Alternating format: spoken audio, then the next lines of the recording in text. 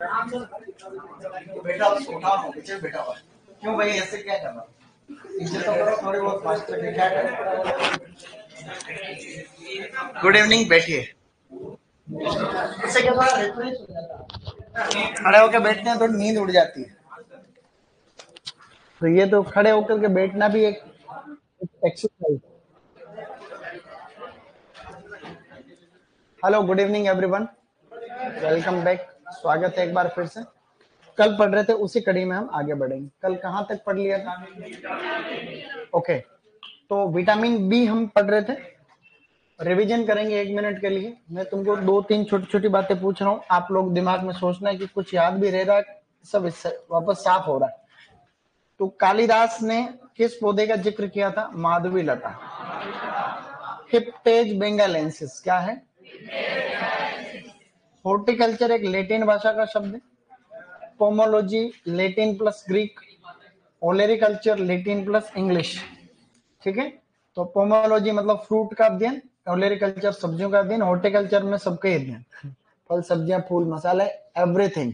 Okay, और इसी प्रकार से डी कैंडोल को हम लोग क्या कहते हैं? De Candolle father of systematic pomology.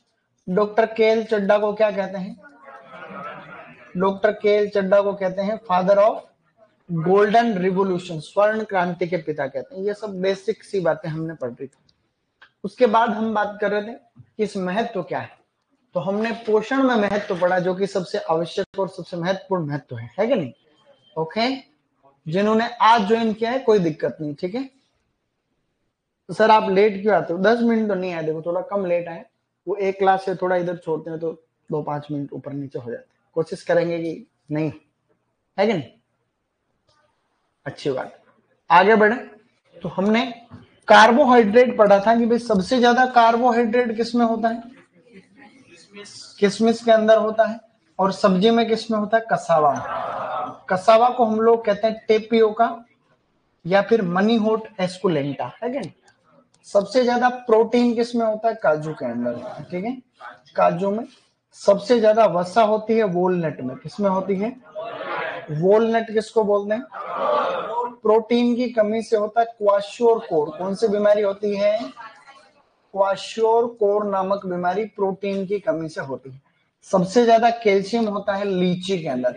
सबसे ज्यादा आयरन होता है सूखे करौंदे के अंदर। आयोडीन होता है भिंडी में और पोटेशियम होता है पालक। फिर विटामिन की हमने बात करी। विटामिन ए को हम लोग रेटिनोल या केरोटीन के नाम से जानते हैं। आम के अंदर, पपीता के अंदर, बथुआ की पत्तियों में या अरबी की पत्तियों में, गाजर में विटामिन ए होता है। विटामिन ए की कमी से होने वाले रोग: रतौंधी, जीरोफेल्मिया, केरेटोमलेशिया, बाइटोट्स स्पॉट यानी मोतियाबिंद। विटामिन बी पूरा कॉम्प्लेक्स है, विटामिन बी कॉम्प्लेक्स कहते हैं इसको। बी1 यानी, मेरे बाद में रिपीट करना बोलो, थायमीन। B two riboflavin. बी3 नियासिन। B five pantothenic acid. बी6 पायरिडोक्सिन। बी7 बायोटीन। बी9 फोलेट और बी12 को साइनोकोबालेमिन। यहां तक था डन। विटामिन बी2 सबसे अच्छा किसमें होता है? बिलपत्र में। ये प्रश्न आया था सुपरवाइजर में पिछली बार। बी1 की कमी से बेरी बेरी होता है कि नहीं? बेरी बेरी रोग। तो आज हम उसी से आगे पढ़ने की कोशिश कर रहे हैं स्टूडेंट। विटामिन सी क्या पढ़ेंगे? तो विटामिन सी कोई छोटी मोटी चीज है क्या? तो विटामिन सी को कहते, बाद में लिखेंगे, अभी खाली मेरे साथ में देखेंगे खाली, ठीक है ना, ताकि कुछ चीजें हम याद रखें। एस्कॉर्बिक एसिड क्या कहते हैं इसको? देखो, एस्कॉर्बिक एसिड विटामिन सी है। ये विटामिन सी सबसे ज्यादा होता है। एक प्लम है काकाडू प्लम, क्या नाम है उसका? Kakadu plum. क्या नाम है उसका? Kakadu plum. मतलब एक फ्रूट होता है, छोटा सा जंगली टाइप का फ्रूट है, जिसका साइंटिफिक नेम टर्मिनेलिया से स्टार्ट होता है। किससे होता है? टर्मिनेलिया स्पीसीज, ठीक है ना, इतना। तो इसके अंदर सबसे ज्यादा होता है। दूसरे नंबर पे बारबेडोस चेरी। क्या है? तो दूसरे नंबर पे हो गया बारबेडोस चेरी। और तीसरे नंबर पे क्या है? ये घटता क्रम है ना। तीसरे नंबर पे है आंवला, चौथे नंबर पे अमरूद, तो अमरूद भी विटामिन सी का अच्छा स्रोत होता है, इसमें कोई शक नहीं है। तो अब ये सब ये घटता क्रम है ना, इसमें लगभग 5300 मिलीग्राम होता है। कितना होता है? इसमें 1000 से लेकर के 4000 मिलीग्राम प्रति 100 ग्राम होता है। आंवले में कितना होता है स्टूडेंट? 600 मिलीग्राम। अमरूद में कितना होता है? 300 या 299 मिलीग्राम, या तो 300 या मिली।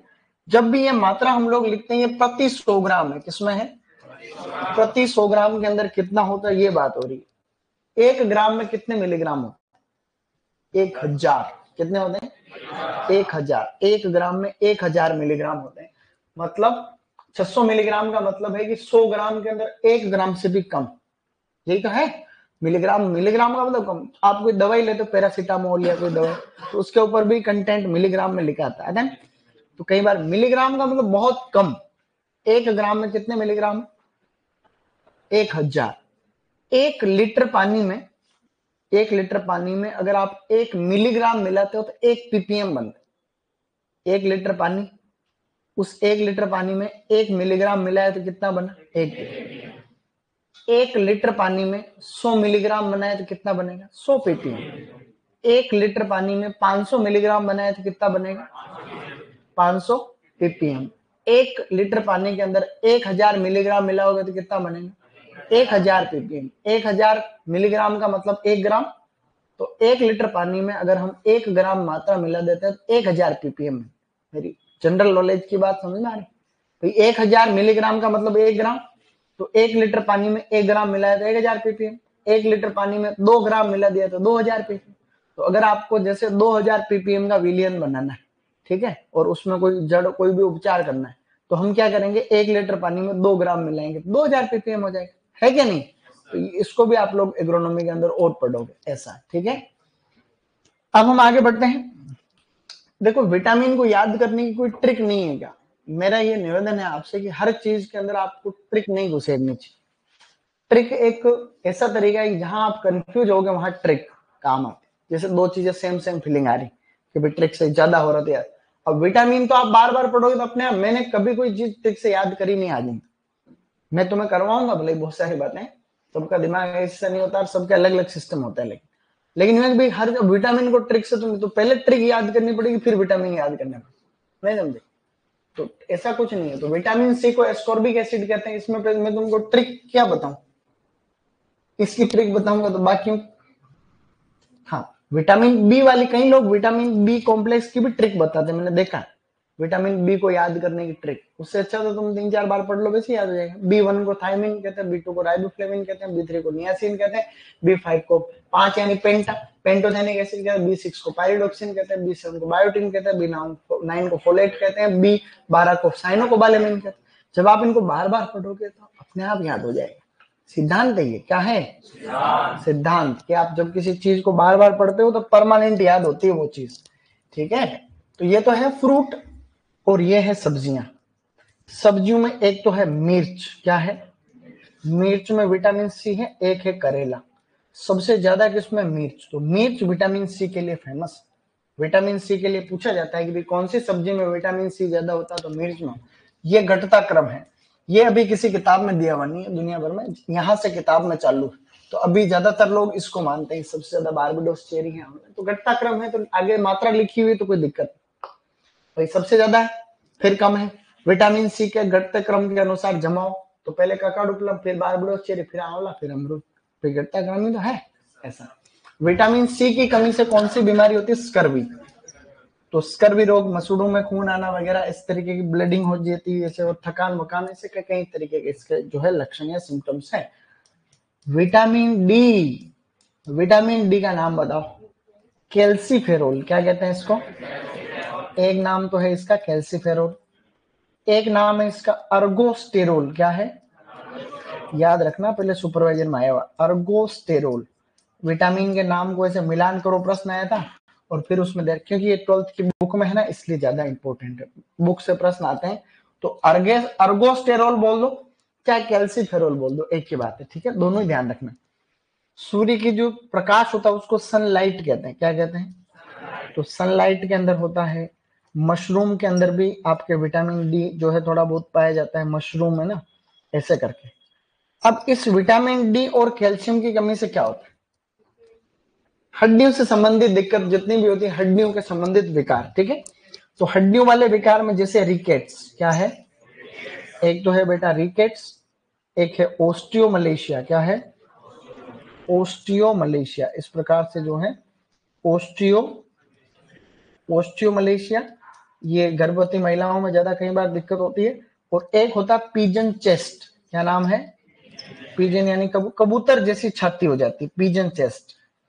कबूतर जैसी छाती का मतलब छाती चौड़ी हो जाती है, हड्डियों में डिफॉर्मिटी की वजह से हड्डियां यहाँ से फूल जाती है ऐसे, और बाकी अंग जो है कम विकसित या अर्ध विकसित हो जाते हैं। तो विटामिन डी की कमी से होने वाले सोर्स कौन कौन से है? रिकेट्स, सोर्स कह रहे हैं रोग। तो एक तो रिकेट्स, ओस्टियोमलेशिया, बोलो osteomalacia, vitamin D, keratomalacia, vitamin A. तो केरेटोमलेशिया केरोटीन और ओस्टियोमलेशिया विटामिन डी। तो इन दोनों में हम कभी भी कंफ्यूज नहीं होंगे। अब हम किधर जा रहे हैं? आगे बढ़। देखिए ऐसा है, नेक्स्ट विटामिन को हम पता है क्या कहते हैं? Vitamin E. विटामिन ई बड़ी काम की चीज है भाई साहब। विटामिन ई की अगर कमी होगी तो कौन सी बीमारी होगी? बांझपन। क्या होगा? बांझपन को हम कहते हैं बंध्यता। क्या कहेंगे? बंध्यता को अंग्रेजी में कहते हैं स्टेरिलिटी। क्या कहेंगे? स्टेरिलिटी का मतलब होता है प्रजनन क्षमता का कमजोर होना। तो इसकी कमी हुई तो सबसे इंपॉर्टेंट क्षमता कम हो जाती, ठीक है ना। तो ड्राई फ्रूट्स, ड्राई फ्रूट्स का मतलब सूखे मेवे, काजू, बादाम, पिस्ता, अखरोट, ये खाने से इसमें फायदा होता है, ठीक है। तो ये खाने चाहिए। तभी तो मैं कह रहा हूँ सर्दियों के अंदर क्या क्या खाओगे? बादाम। बादाम लाओ, शाम को भिगो, सुबह खाओ। 5, 7, 10 बादाम तो भिगो सकते हैं। सर्दी में महीना भर खाने से ठीक रहता है उससे। क्या भाई, महीना भर तो कम से कम खाएं, पूरा साल नहीं तो। सर्दियों में वॉलनट, अखरोट थोड़े खाएं, काजू है, तो ये उससे क्या दिमाग को ताकत मिलती है। कहते हैं कि बादाम खाने से अकल आती है, कि अकल तो ठोकर खाने से, तो ठोकर खाने से अलग प्रकार की अकल आती। लेकिन माइंड को क्या है कि अगर तुम पढ़ोगे तो ऊर्जा चाहिए। देखो पढ़ने में एटीपी लगती, ऊर्जा चाहिए। ऊर्जा लगता है कि कई प्रकार के पोषक तत्व भी चाहिए मेटाबॉलिक एक्टिविटी को मेंटेन करने के लिए। अगर तुमने अच्छी चीजें कुछ दिनों तक नहीं खाई तो फिर तुम्हारे दूसरे प्रकार के लक्षण प्रकट होने लग जाए। थकान आ रही है, हाथ पैर दुख रहे हैं, जी घबरा रहा, कभी कभी ऐसा, आंखों से कभी आंखें दिख नहीं रहा, ऐसे कई प्रकार की दिक्कत होती नहीं थी कि भाई पढ़ जाता रहा ना, आज तक बहुत मेहनत कर रहा इसलिए हो रहा है। हाँ, भले इन सभी लक्षणों के कारण और भी हो सकते हैं,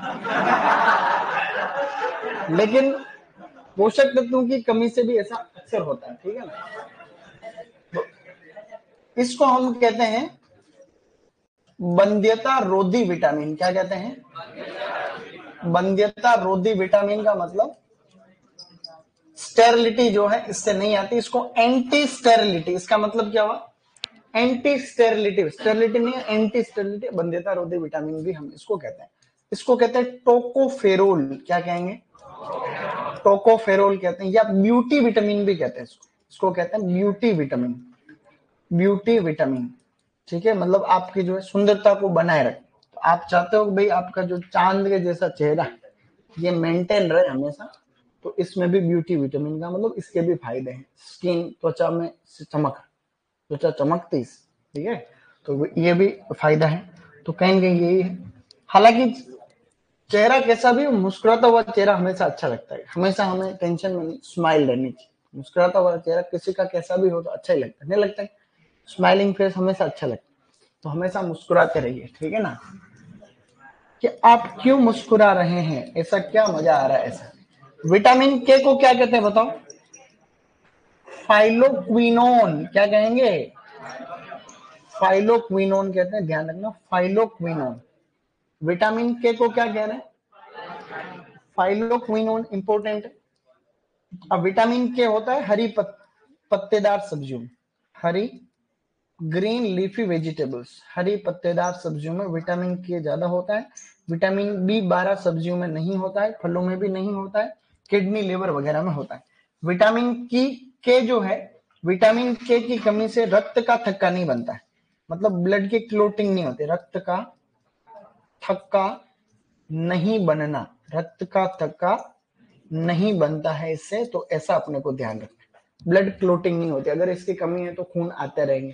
तो हमने क्या पढ़ा कि अभी तक कुछ, विटामिन ए को कहते हैं रेटिनॉल कैरोटीन, विटामिन बी1 को थायमिन, बी2 को राइबोफ्लेव, बी3 को नियासिन, बी5 को पेंटोथेनिक एसिड, बी6 pyridoxine, बी7 biotin, बी9 folate, B12 साइनोकोबालेम, vitamin C ascorbic acid, vitamin D calciferol अर्गोस्टेरोल, vitamin E tocopherol, vitamin कौन सा बच गया, विटामिन के फाइलोक्विनोन, क्या कहेंगे, एक बार पढ़ने पे कोई चीज याद थोड़ी हो, बार बार पढ़ने पे अपने आप हो जाता है, इसलिए कोई भी तुमको ज्यादा टेंशन लेने की आवश्यकता नहीं है।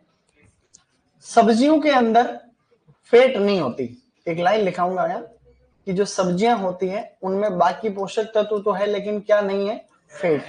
वसा सब्जियों में बहुत कम होती है या नहीं होती है, 0.1% से भी कम। तो यहां हम नोट करके एक लाइन बोल जाऊंगा, तो उसके माध्यम से तुम्हें ये चीज याद रहेगी। फल सब्जियों में सर्वाधिक पाए जाने वाला पोषक तत्व है पोटेशियम, क्या है, तो पोटेशियम सबसे ज्यादा होता है। फल और सब्जियों में कोई एक पोषक तत्व जो ज्यादा है तो वो क्या है, पोटेशियम। और फल सब्जी को हम और किस नाम से जानते हैं, प्रोटेक्टिव फूड, क्या कहते हैं, प्रोटेक्टिव। क्या बात है, बस इतना ही से तो आपको ध्यान रखना है। आगे बढ़ते हुए अब हम बात करेंगे फल सब्जियों में फर्क क्या है। कोई अपने को पूछ ले कि भाई फल और सब्जी में अंतर तो बताओ भाई साहब, तो अंतर देखो कैसे बताएं। फल और सब्जियों में बेसिक क्या डिफरेंस होता है उसकी हम बात करें। कोई पूछ ले ऐसे ही तो हम उसको कम से कम बेसिकली ये बता पाएंगे कि फल सब्जियों में छोटा मोटा ये फर्क होता है, ठीक है। तो फल जितने भी होते हैं इनका खाने योग्य भाग क्या होता है, परिपक्व अंडाशय, क्या होता है, तो जितने भी फल होते हैं उनका अंडाशय ही खाया जाता है, मतलब परिपक्व होने के बाद में अंडाशय। तो मैं यहाँ पे लिख रहा हूं क्या, परिपक्व अंडाशय, यानी मेच्योर ओवरी ही खाई जाती। भाई फल, अंडाशय तो फ्रूट में कन्वर्ट होता है, तो फलों में तो यही, लेकिन सब्जियों में तो आप फल भी खा सकते हो, पत्तियां भी खा सकते हो, तना भी खा सकते हो और जड़ भी खा सकते हो। मतलब सब्जियों के हम लगभग सभी भागों को खा सकते हैं, जबकि फलों के ज्यादातर क्या खाते हैं, खाली खाली परिपक्व अंडा से या फ्रूट को ही हम लोग खाते हैं। किस प्रकार की प्रकृति के होते हैं ज्यादातर, तो फ्रूट एसिडिक नेचर के होते हैं। कैसे होते हैं स्टूडेंट्स, अम्लीय प्रकृति के होते हैं। फल अम्लीय, सब्जियां क्षारीय। तो सब्जियां क्षारीय होती है टमाटर को छोड़ के, टमाटर अम्लीय होता है, क्या होता है, तो टमाटर अम्लीय है, बाकी सभी सब्जियां कैसी हैं, क्षारीय हैं। तो ये अपने को थोड़ा सा ध्यान रखने की जरूरत है। आगे हम बात करें कि किस चीज के ज्यादातर स्रोत होते हैं, तो फ्रूट में विटामिन की मात्रा ज्यादा है, क्या ज्यादा है, तो फ्रूट के अंदर विटामिन। सब्जियों में खनिज पदार्थ ज्यादा है, खनिज, खनिज पदार्थ का मतलब होता मिनरल्स। तो सब्जियों में विटामिन भी होते हैं, सब्जियों में फलों से कम होते हैं लेकिन विटामिन ज्यादा होते हैं। अब यहाँ इस लाइन का क्या मतलब है, देखो फ्रूट के अंदर क्या ज्यादा होता है, सब्जियों में क्या ज्यादा है, खनिज पदार्थ, लेकिन विटामिन भी होते हैं सब्जियों में। ये मैंने इसलिए लिखा कि एमपीयूएटी यूनिवर्सिटी के अंदर सुपरवाइजर के पेपर में प्रश्न आया कि सब्जियां मुख्यतया एक बहुत अच्छा स्रोत होती है कार्बोहाइड्रेट का, प्रोटीन का, वसा का, खनिज पदार्थ और विटामिन का। तो ऐसे में क्या करना अपने को, खनिज पदार्थ और विटामिन। तो सब्जियों में ये खनिज पदार्थ और विटामिन की मात्रा क्या है, ज्यादा पाई जाती है। हालांकि अकेला विटामिन की बात हो तो क्या है, ये फ्रूट है। तो इसमें कोई ज्यादा समझने वाली बात नहीं है, नॉर्मल सी चीज है। हम अगर जीवन चक्र की बात करें, जीवन चक्र का मतलब क्या होता है पता है, लाइफ साइकिल। तो फल जितने भी होते हैं स्टूडेंट्स बहुवर्षीय होते हैं, कोई नई बात नहीं। और जितने भी सब्जियां होती है वो क्या होती है, एक वर्षीय होती है, यानी ज्यादातर एनुअल होती, एक वर्षीय यानी एनुअल। तो ये कुछ कुछ बातें हमको ध्यान रखने की आवश्यकता। गर्मी थोड़ी ना हो रही, गर्मी हो रही है तो मैं तुम्हें सबके लिए पंखा चला देता हूँ, 2 नंबर पर चलेगा, बहुत बढ़िया। ये क्या है जुगाड़ जो समझ में आ जाता है, ये 2 पे चलेगा।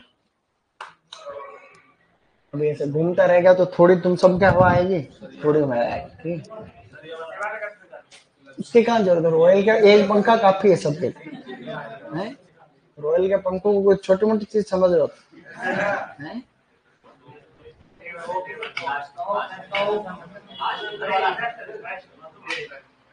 ठीक है, ठंड लगे तो बता देना, बंद कर दूंगा। ठीक है,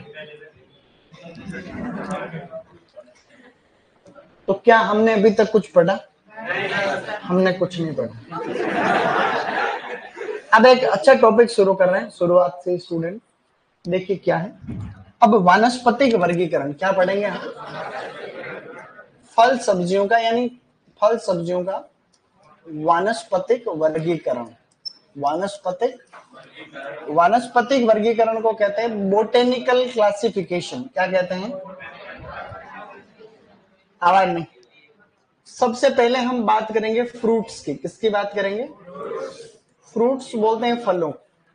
तो सबसे पहले हम फलों का वर्गीकरण पढ़ेंगे, फिर सब्जियों का भी पढ़ लेंगे, कोई नई बात नहीं है उसमें। अब फल और सब्जियों को आप देखोगे ना, तो मुख्यतः हम मोनोकोट और डाइकोट वाले वर्गीकरण से ही हम बात करेंगे। एक बीजपत्री और द्विबीजपत्री। एक बीजपत्री और द्विबीजपत्री। एक बीजपत्री का मतलब होता है मोनोकोट। क्या होता है? अब आप थोड़ी बहुत बायोलॉजी तो हमने पढ़ी है, आपने पंच जगत प्रणाली पढ़ रखी। देखो दुनिया में जितने भी जीव जंतु होते हैं उनका वर्गीकरण RH व्हिटेकर वाला क्लासिफिकेशन आपने पढ़ा। मोनेरा है, प्रोटिस्टा है, आपने फंजाई है, एनिमेलिया है, प्लांटी। 5 किंगडम, तो 5 जगत प्रणाली। प्लांट किंगडम जितने भी दुनिया के प्लांट हैं उनको फर्दर और क्लासिफिकेशन कर रखा है। हेलोफाइटा, टेरिडोफाइटा, ब्रायोफाइटा, स्पर्मेटोफाइटा। स्पर्मेटोफाइटा के अंदर वापस विभाजन है 2 प्रकार, एंजियोस्पर्म और जिम्नोस्पर्म। ठीक है, आवर्त बीजी और अनावर्त बीजी। तो जितने भी फल सब्जियां हैं ये सभी के सभी एंजियोस्पर्म्स। क्या है? एंजियोस्पर्म और जिम्नोस्पर्म में एक फर्क कि एंजियोस्पर्म के अंदर हमेशा बीज जो होता है वो फल के अंदर आता है। मतलब पहले फूल आएगा, फिर फल बनेगा, और फल के अंदर मतलब जनरली सीड्स जो होते हैं वो इंक्लोज्ड रहते हैं फ्रूट के अंदर। जिम्नोस्पर्म में ऐसा कुछ प्रोसेस नहीं होता। फ्लावरिंग प्लांट है, नॉन फ्लावरिंग प्लांट, उनमें फूल नहीं आते। फूल किस में आते हैं? एंजियोस्पर्म। एंजियोस्पर्म को 2 भागों में बांट रखा है, मोनोकोट और डाइकोट। ठीक है, मैंने अभी जो भी बताया वो खाली जनरल नॉलेज था। अगर ये लिखना होता तो मैं तुम्हें लिखा देता। तो एक बीजपत्री और द्विबीजपत्री में भी अंतर होता है, वो भी बोटनी में पढ़ते हैं। एक बीजपत्री और द्विबीजपत्री में क्या फर्क होता है सामान्य ज्ञान के हिसाब से? एक बीजपत्री की जड़ें ज्यादा गहरी नहीं होती, जिनको हम लोग कौन सी जड़ें कहते हैं? जकड़ा जड़ें, फाइब्रस रूट सिस्टम होता।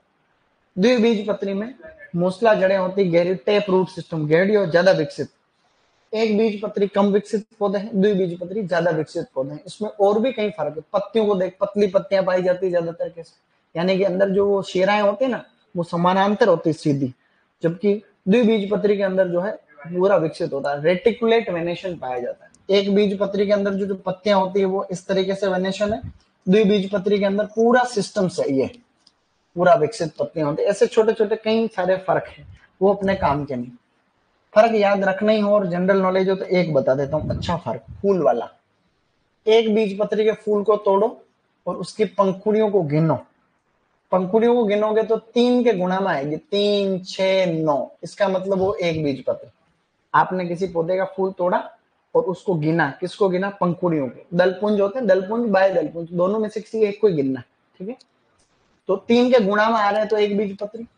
अगर उनको गिन रहे हो तो 4 है या 5 है, या तो 4 है या 8 है, मतलब 4 के गुणा में है, या फिर उनको गिन रहे हो 5 है या 10 है, यानी 5 के गुणा में। अगर वो 3 के गुणा में है इसका मतलब तो वो क्या है? एक बीजपत्री।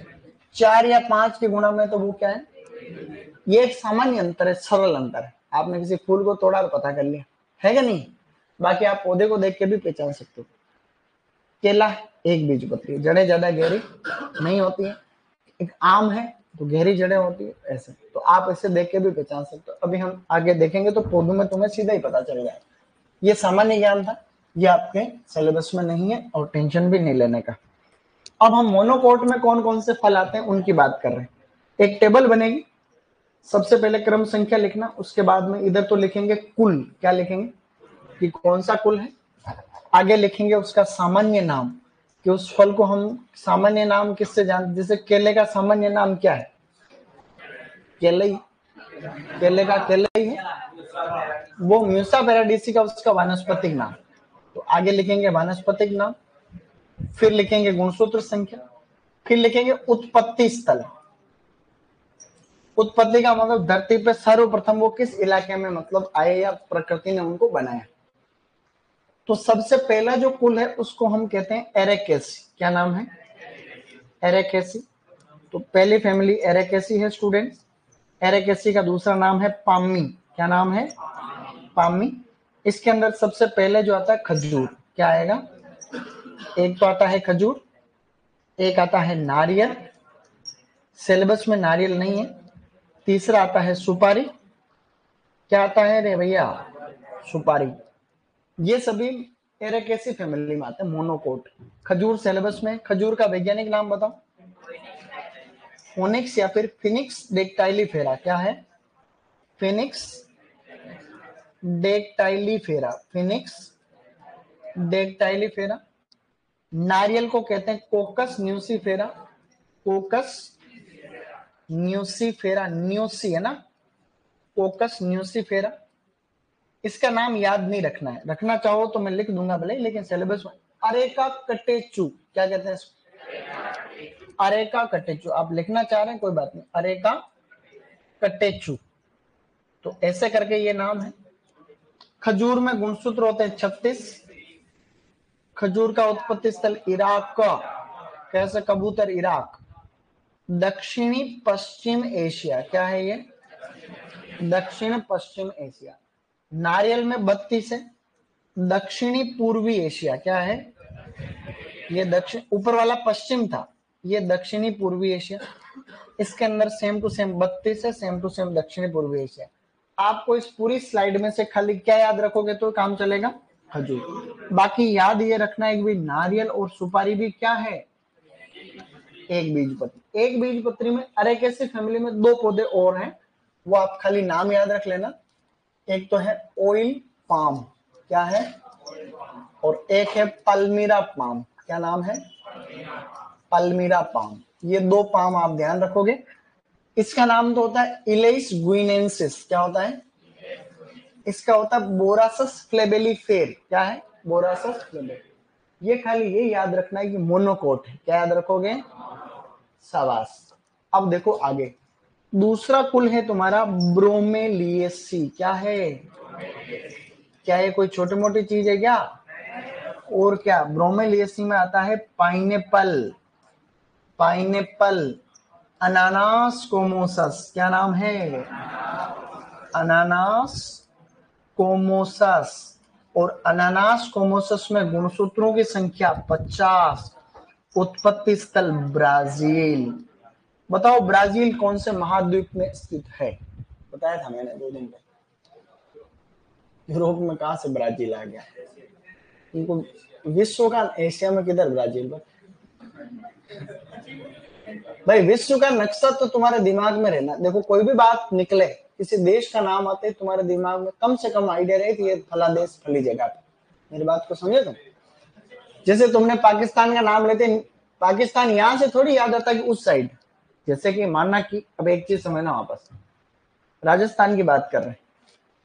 राजस्थान की बात करें तो कई बार यूं जैसे आता है गंगानगर, तो तुम्हें यूं थोड़ी आता है गंगानगर इधर। तुम्हारे दिमाग में नक्शे में आता है गंगानगर ऊपर, आता नहीं आता कि डूंगरपुर बांसवाड़ा, तो यूं थोड़ी आता उस साइड है। यूं आता है कि भाई नक्शे में नहीं। नक्शे से क्या हमें एक्चुअल जानकारी ज्यादा जल्दी याद है। भारत के नक्शे में तुम्हें पता तमिलनाडु, तुम्हें ये थोड़ी तमिलनाडु उधर, तमिलनाडु आपके नक्शे में सेट है कि तमिलनाडु वहां पर। जम्मू कश्मीर आते ही तुम यहाँ से ये अनुमान थोड़ा लगाते हो कि इस दिशा में, तुम ये लगाते हो जम्मू कश्मीर उत्तर भारत में, नक्शे में ही तो सेट है।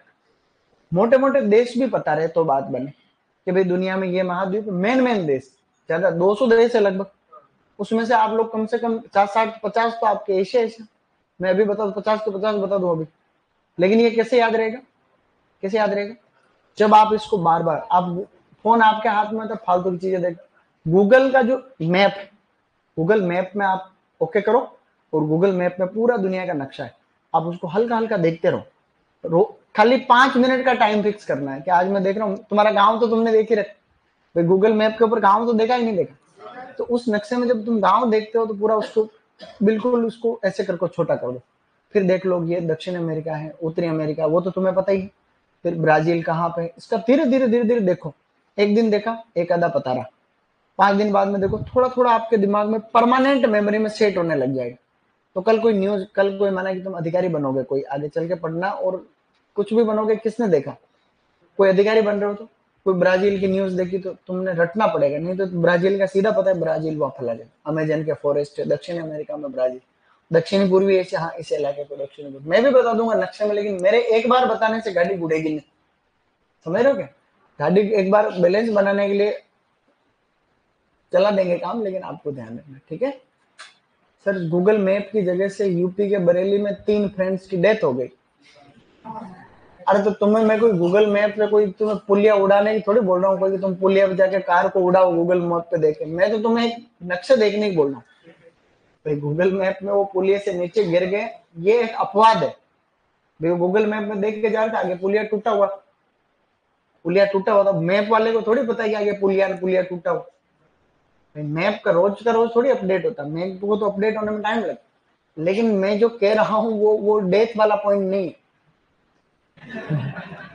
तुम तो उस बात को लेके बैठ रहे हो। भाई जो डेथ हो गई उसका क्या ही लेना, भाई उसका क्या लेना, इन दोनों बातों के बीच में कोई कनेक्शन है। भाई कहाँ पे ध्रुव तारा, एक कहावत बहुत खतरनाक है गाँव में। एक और देख रहे हैं लास्ट फ्रूट, फिर हम आगे बढ़ जाएंगे। अगली फैमिली है बेटा म्यूजेसी। क्या है, म्यूजेसी में आता है केला। केले को बोलते क्या है, म्यूसा पेराडीसिए का। क्या है, म्यूसा पेराडीसिए का। तो म्यूसा पेराडीसिए का है गुणसूत्र संख्या 22, 33 या 44। जो म्यूसा पेराडीसी का है ये त्रिगुणित है, बाकी सभी जंगली प्रजातियां द्विगुणित। तो म्यूसा पेराडीसी का ट्रिप्लोइड 33 याद रखने, ठीक है। उत्पत्ति स्थल है इंडो मलाया। इंडो, या तो आप इंडो मलाया याद रखो, या इसकी जगह दक्षिणी पूर्वी एशिया। क्या है, दक्षिणी पूर्वी एशिया का ही Indonesia Malaysia. Indo Malaya, Indonesia, Indo का मतलब इंडोनेशिया नहीं भारत, इंडो मलाया यानी भारत से मलेशिया वाला जो एरिया है वहां पे इसकी उत्पत्ति है।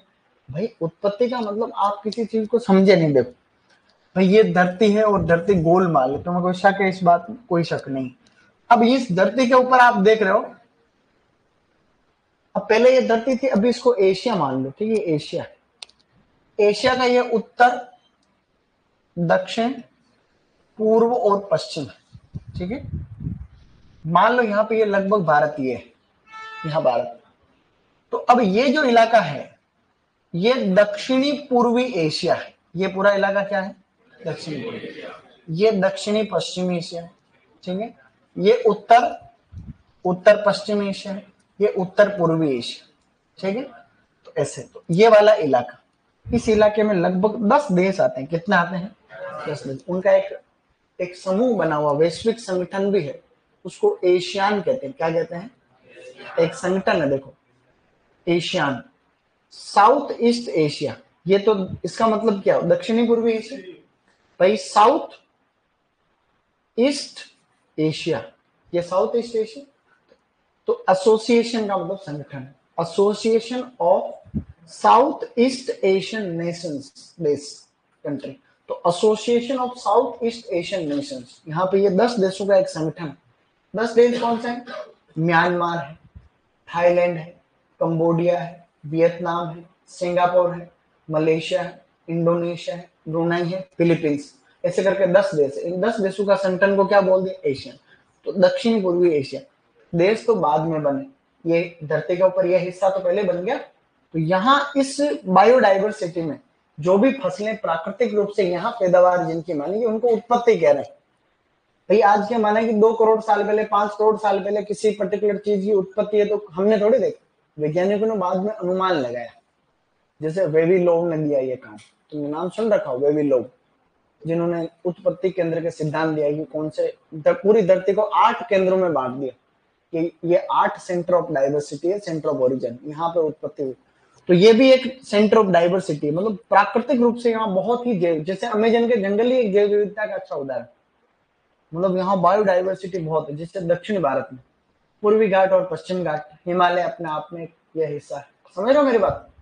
तो यहाँ पर धरती में सबसे पहले पौधों की उत्पत्ति हुई, तो केले की उत्पत्ति भी इधर मानी जाती है, आम की भी इधर मानी जाती है, नारियल की भी इधर मानी जाती है, जबकि पाइनएप्पल की ब्राजील साइड में मानी जाती है कि नहीं ऐसा। तो अब एक काम करना, आपको पता है क्या लिखना है, तुरंत लिखेंगे त्वरित।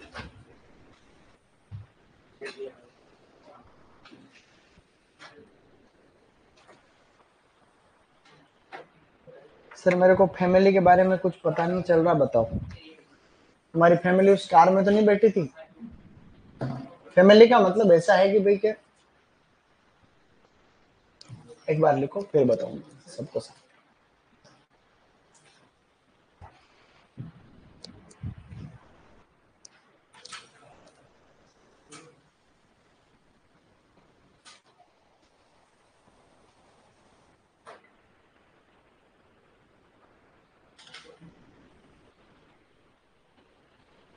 कोई चीज नहीं दिखे पीछे से तो मेरे को बता देना।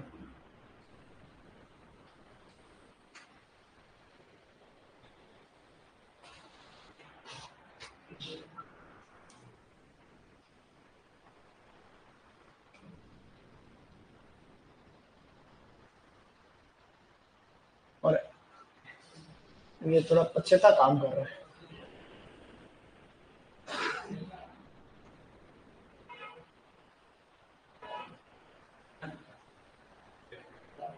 पर ये ऑनलाइन वालों को बस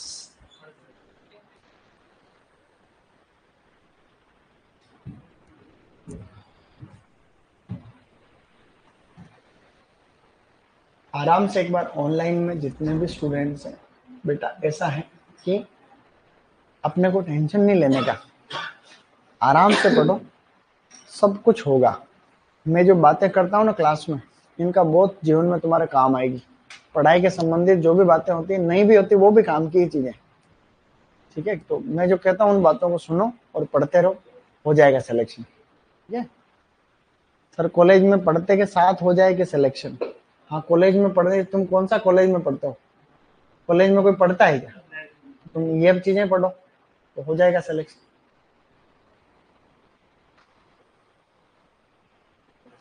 विटामिन डी में 3 नंबर, कौन सा 3 नंबर?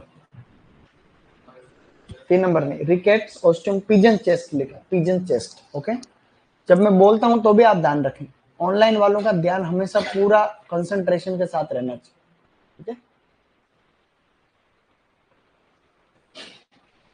आगे बढ़े।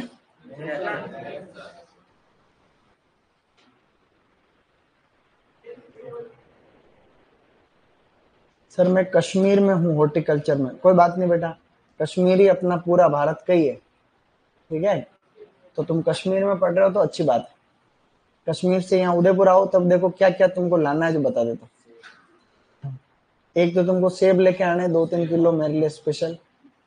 एक तेरे को वहां से थोड़ी सी बादाम, काजू, केसर भी बहुत फेमस है कश्मीर, केसर वैसा ये सब तुम्हें डिब्बे में भर के लाना है, सस्ते मिलते हैं वहाँ, सस्ते मिलते हैं। तो ये तुम जब भी आओ उदयपुर आओ, सीधा अगर कश्मीर से उदयपुर आओ तो मेरे लिए लेके आना, ठीक है। ज्यादा पैसे खर्च मत करना, एप्पल तो वहां से बगीचे से तोड़ लिया ना ऐसे ही, तो वहां तो खूब सारे हैं। और और बादाम तुमको मिलेगी नहीं वहां, क्योंकि बादाम तो क्या कि प्रोसेस करने के बाद में, बादाम का तो फल होता है इतना बड़ा, उसको फोड़ के प्रक्रिया के बाद में बादाम निकालते हैं अंदर। और काजू वहां होता ही नहीं, काजू तो मैंने गलती से बोल दिया, काजू तो दक्षिण भारत में होता है, तो काजू तुमको नहीं लाना, केसर लानी, अच्छी कश्मीरी केसर, ठीक है। चलो आगे बढ़ो। ये गलत बात, देखो फास्ट लिखना चाहिए।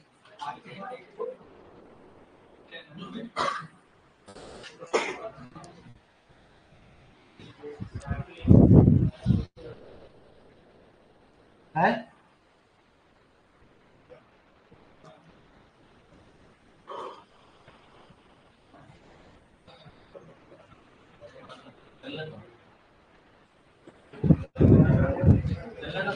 यस, बढ़ रहा है।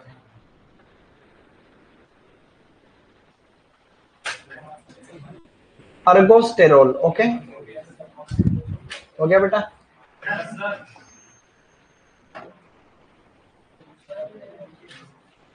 किस किस के छूट गया आज का? करंट आ गया ना? करंट आ रहा हुआ ध्यान रख। हालांकि इतना कुछ नहीं है, लेकिन करंट आया, इसलिए किसी को बोलना यहाँ टच नहीं करें।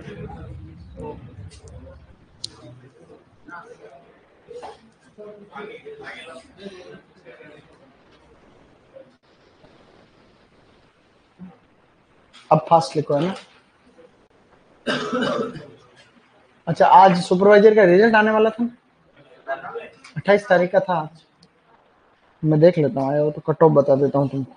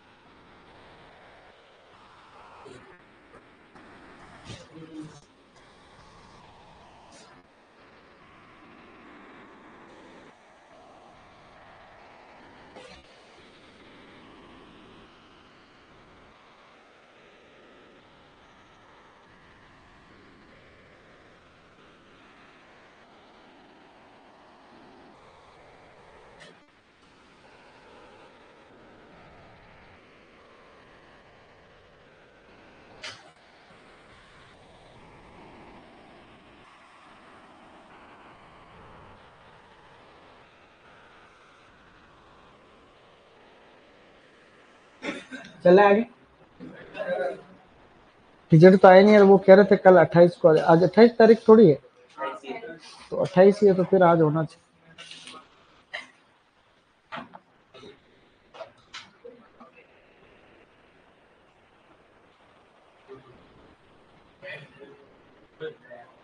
आज कृषि पर्यवेक्षक सीधी भर्ती का परिणाम जारी कर रहे हैं, सांझ तक अपलोड पर इस वेबसाइट पर देख लें। सांझ तक, सायकाल तक, मतलब शाम तक आएगा, है ना? कट ऑफ तुमको बता देंगे जैसे आएगा, है? बड़े आगे तो कट ऑफ इतनी जाएगी। ओबीसी की जाएगी कितनी? 330 प्लस, 330 जाएगी ओबीसी। 230, सॉरी। यहाँ लाइन लिखो, यहाँ लिखो सब्जियों में, नोट करके एक लाइन लिखो फटाफट। सब्जियों में सबसे कम पाया जाने वाला तत्व, सब्जियों में सबसे कम पाया जाने वाला तत्व, आगे लिखो वसा। सब्जियों में सबसे कम पाया जाने वाला तत्व लिखो वसा, ब्रैकेट में लिखो 0.1% से कम। सब्जियों में सबसे कम पाया जाने वाला तत्व वसा, ब्रैकेट में लिखो 0.1% से कम। 0.1% से कम। सब्जियों में सबसे कम पाया जाने वाला तत्व, आपने लिख रहा हो। अगला लिखो, सब्जियों में सर्वाधिक पाया जाने वाला पोषक तत्व है पोटेशियम। सब्जियों में सर्वाधिक पाया जाने वाला पोषक तत्व पोटेशियम। सॉरी, फल व सब्जियों में, सॉरी, दूसरी वाली लाइन लिखनी है, फल व सब्जियों में। फल सब्जियों में सर्वाधिक पाया जाने वाला पोषक तत्व पोटेशियम। फल सब्जियों में सर्वाधिक पाया जाने वाला पोषक तत्व पोटेशियम। फल सब्जियों में सर्वाधिक पाया जाने वाला पोषक तत्व पोटेशियम। Is it clear? अब लिखो, ये आगे लिखा, फल सब्जियों में अंतर लिखा हुआ।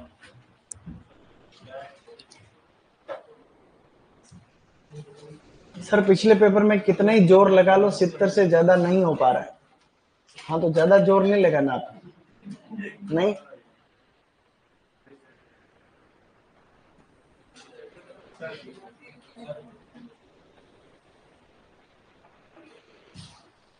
ओके अभिषेक,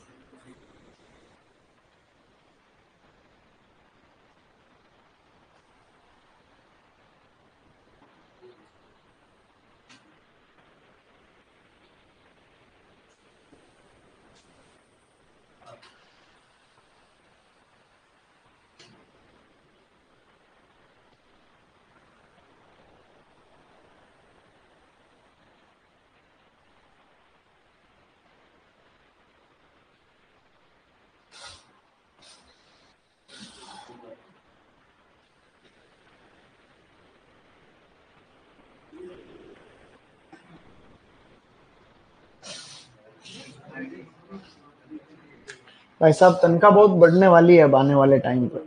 देखो आज ये न्यूज आई है, केंद्र सरकार में बढ़ रही है, इसका मतलब 8वें वेतन आयोग में तुम्हारे भी खूब बढ़ जाएगी। 18,000 नहीं, 51,480 रुपए होगी कम से कम बेसिक सैलरी। 18,000 नहीं, 51,000 न्यूनतम बेसिक। 1 करोड़ कर्मचारियों के लिए खुशखबरी। 8वें वेतन आयोग में केंद्रीय कर्मचारियों को अभी तक 18,000 रुपए न्यूनतम बेसिक सैलरी मिलती है। नए साल में मोदी सरकार केंद्रीय सरकार को बम्पर सैलरी का तोहफा दे रही है। इसमें 18,000 की जगह 51,480। अगर ऐसा ही हो जाता है तो तुम्हारी तनख्वाह होगी सुपरवाइजर बनने के बाद में 60-70। बीएससी नहीं मांगेंगे, बीएससी नहीं मांगेंगे। मांग ली तो फिर कहीं से अपन लाएंगे मांग।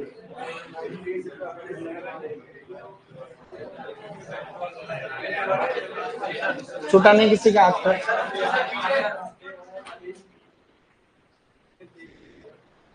बीएससी नहीं मांगनी चाहिए। देखो वैसे तो नहीं मांगेंगे, लेकिन भरोसा नहीं कर सकते, लेकिन नहीं मांगेंगे।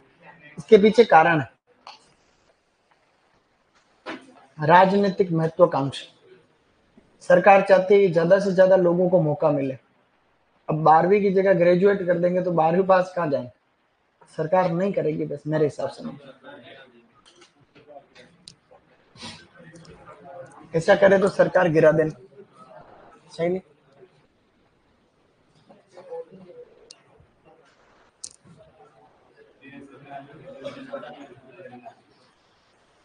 इराक के कोष्टक में लिखा है दक्षिणी पश्चिम एशिया और आगे लिखा है दक्षिणी पूर्वी एशिया।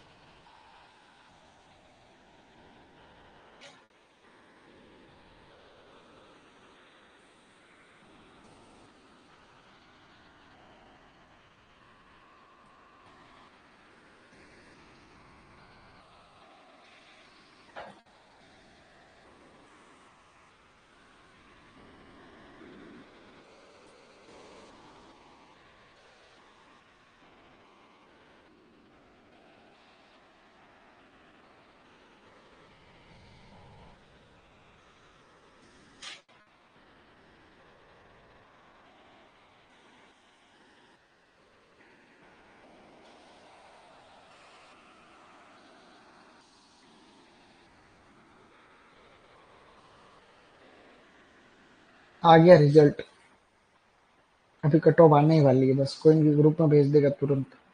रिजल्ट आ गया, लो मैं बता देता हूँ।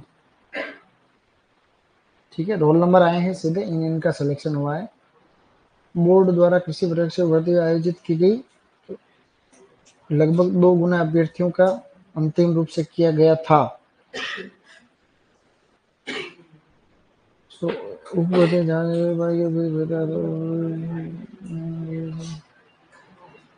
कट ऑफ बता दो सीधी, चलो बताता हूँ। जनरल की गई है लड़कों की 232.23। 232, 232। नवल का हुआ नहीं हुआ, उसके 13 नंबर ज्यादा हो गया होगा। लड़कियों की गई 230.78। ईडब्ल्यूएस में गई है, कम गई है 224, लड़कियों की 220। एससी में गई है 214, लड़कियों की गई है 212। एसटी में गई है 217, लड़कियों की 214। ओबीसी की गई 229.22, लड़कियों की 229.22 सेम। एमबीसी में गई है 226.9, लड़कियों की 219। बस। टीएसपी का बताऊं, मजे मजे हो रहे हैं। जनरल की गई है 196, लड़कियों की गई है 196 जनरल में।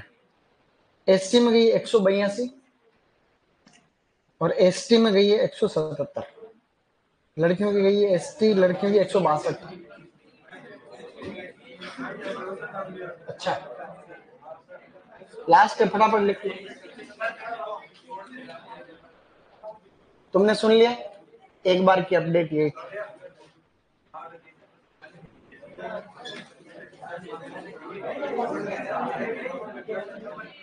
बस बात नहीं, बात नहीं।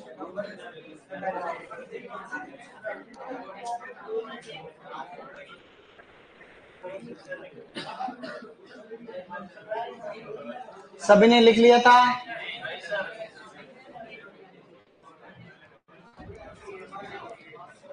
बस बात नहीं, वो तो कट ऑफ ज्यादा इसलिए गई क्योंकि सीट नहीं थी। सीट तो 270 थी, 370। टीएसपी की निकालने के बाद टीएसपी का सबसे क्या ही लेन देन, 370 लगभग, और बची हुई तो टीएसपी में थी, तो 370 सीट ही थी, इसलिए कट ऑफ ज्यादा है। अगर सीट 1000 प्लस हो तो कट ऑफ कम हो जाए, थोड़ा बहुत तो फर्क पड़ता ही है। अगर पेपर ठीक ठीक आए और सीटें ज्यादा हो तो कट ऑफ 200 के आसपास भी आ जाए, 210, 215। हालांकि पिछले साल इससे भी ज्यादा थी, जब 2000 पद थे तब भी ज्यादा थी, क्योंकि पेपर इजी था। इस बार पेपर अच्छा था, ठीक ठीक। तो अच्छा पेपर तुम्हारे लिए बहुत फायदा होगा। अगर पेपर थोड़ा कठिन आता है तो तुम्हारे लिए बहुत अच्छा हो जाएगा, क्योंकि अपने यहाँ अच्छा लेवल मेंटेन करते हैं रॉयल बार। अच्छा, अपने यहाँ सारे सब्जेक्ट का बढ़िया लेवल है। ये लास्ट स्लाइड है, 1 मिनट का टाइम।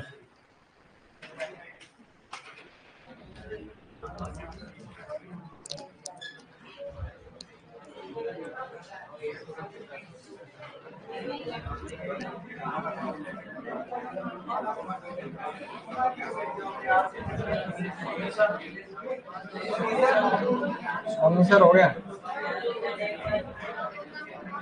1 सेकंड, बस बस।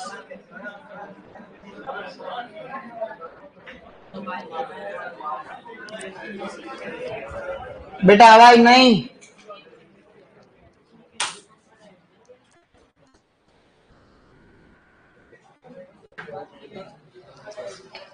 सर एसटी की कट ऑफ कितनी थी? जो एसटी का कितनी बताई? 217, 217 थी एसटी की,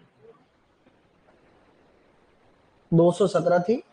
जनरल की 232 थी, ओबीसी की 229 थी। एससी की क्या थी? 216, 14 नहीं 16। कोई बात नहीं, 14 जी 16 नहीं, दो गलत कम करना। लड़कियों की कट ऑफ भी बराबर रहने लग गई, ज्यादा फर्क नहीं। ओबीसी में तो बॉयज और गर्ल्स की कट ऑफ सेम, कोई एक शब्द, एक पॉइंट का भी फर्क नहीं, लड़के लड़कियों की सेम है।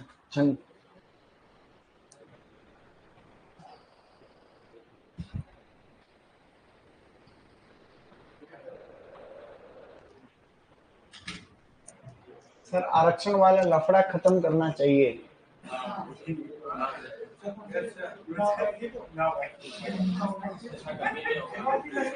कोई बात नहीं, देखो ये कि लंबा चौड़ा मुद्दा है, अभी बात नहीं कर सकते, फ्री होंगे तब बात करेंगे, ठीक है। आरक्षण में भी कई अच्छाइयां भी है तो बुराइयां भी। अच्छाइयों से ज्यादा बुराइयां होने लगी आज। एक संशोधन हो जाए तो भी काफी, 2 संशोधन चाहिए मेरे को तो।